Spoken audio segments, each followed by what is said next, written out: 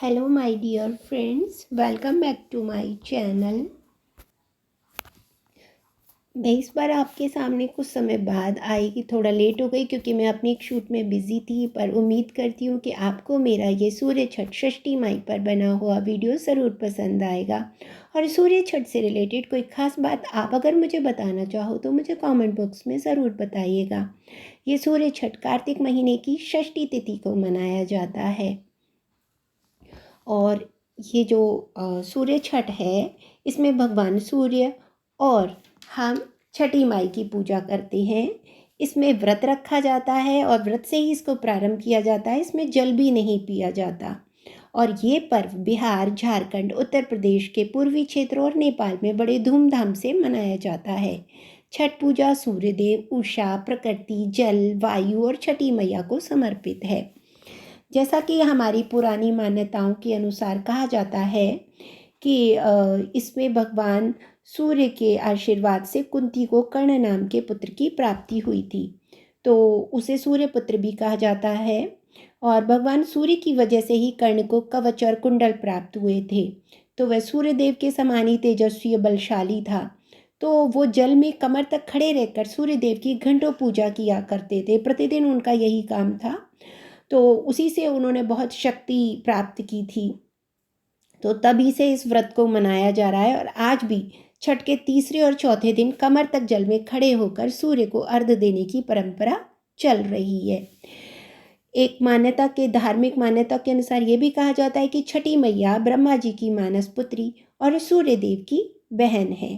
ब्रह्मा जी जब सृष्टि की रचना कर रहे थे तब उन्होंने अपने आप को दो भागों में बांट दिया था। ब्रह्मा जी का दायां भाग पुरुष और उनका बायां भाग प्रकृति के रूप में सामने आया।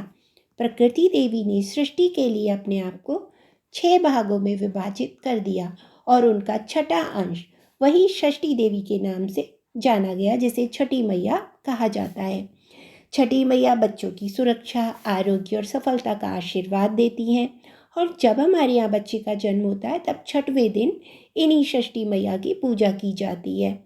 और जब कृष्ण जी का जन्म होता है तब भी कहा जाता है कि आज छठी पूजने वाली है, तो इन्हीं छठी मैया की पूजा की जाती है।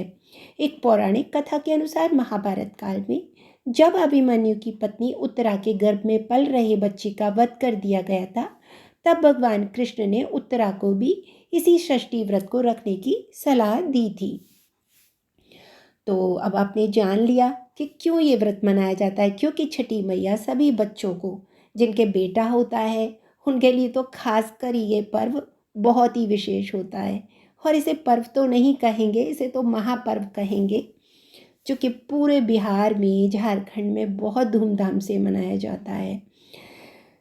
इनके लिए ये भी कहा जाता है कि जब राम जी रावण का वध करके 14 वर्ष का वनवास समाप्त करके सीता जी को लेकर अयोध्या वापस आए थे, तो उस समय दिवाली मनाई गई थी 5 दिन तक।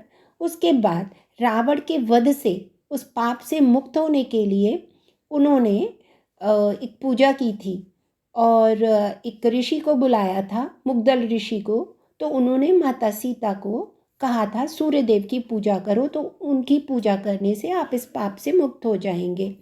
तो माँ सीता ने 7 दिन तक, ये 7 दिन तक शायद, जहाँ तक मुझे याद है, उन्होंने पूजा की थी ऋषि के आश्रम में रहकर। तो माँ ने पूरी तरीके से उन्होंने उपवास रखा था। और फिर उन्होंने जो ये षष्ठी पूजन करके जब 7वें दिन उन्होंने माँ ने सूर्य भगवान की पूजा करके ही अपने व्रत को तोड़ा था। तो माँ सीता ने भी इसकी शुरुआत की थी।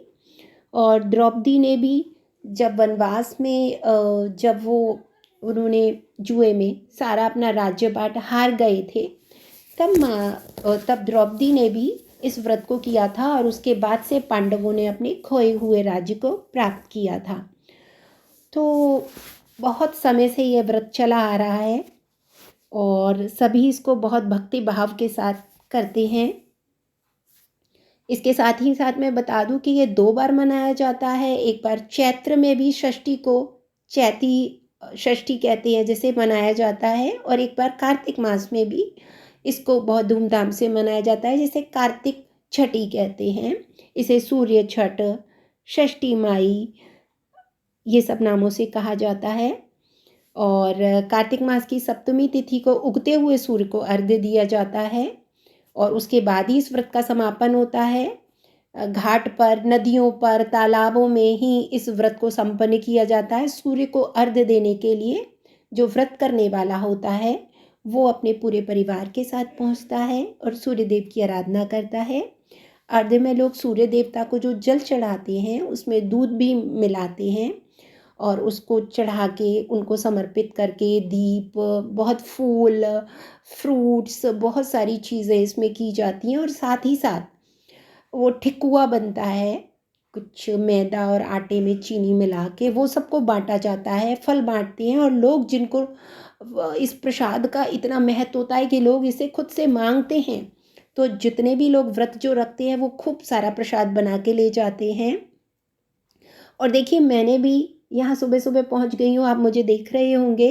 भले ही मुझे इतना जुकाम हो रहा है, मुझे बोलने में भी तकलीफ़ हो रही है, लेकिन मेरे को इतना शौक़ था कि मैं सुबह ही 4 बजे, जिस दिन व्रत का समापन होना था, मैं वहाँ पहुँच गई थी और सब लोगों के साथ मैंने भी इस व्रत को मनाया, देखा। क्योंकि इसमें भगवान ये सबका है, ऐसा कुछ नहीं होता कि हम सोच लेते ये उसका है। इसमें तो आप प्रकृति की पूजा कर रहे हो एक तरीके से। तो मुझे बहुत अच्छा लगा और मैं उन सारी महिलाओं को जो इस व्रत को इतने भक्ति भाव से निर्जल, बिना जल के जो इसको रहती हैं, उनको बहुत नमन करती हूँ कि कितना वो अपने ऊपर कंट्रोल कर लेती हैं। तो शायद उन सब का ये भक्ति भाव ही मुझे खींच के ले गया। और एक बात और बताना चाहूँगी कि सूर्य ना केवल हमको बल्कि पूरे ब्रह्मांड को ऊर्जा प्रदान करते हैं और पृथ्वी पर जीवन का आधार भी सूर्य ही है। तो मैं उन्हें ही एक तरीके से, वो हमारे देवता हैं, जो भगवान हैं, जिनको हम प्रत्यक्ष रूप से देखते हैं। बाकी ईश्वर वो हैं लेकिन हम उनको देख नहीं पाते, लेकिन सूर्य को तो हम प्रतिदिन देखते हैं और उनके निकलने के साथ ही हमारा दिन प्रारंभ होता है। और वैसे भी सूर्य को जल देने के बहुत फ़ायदे हैं।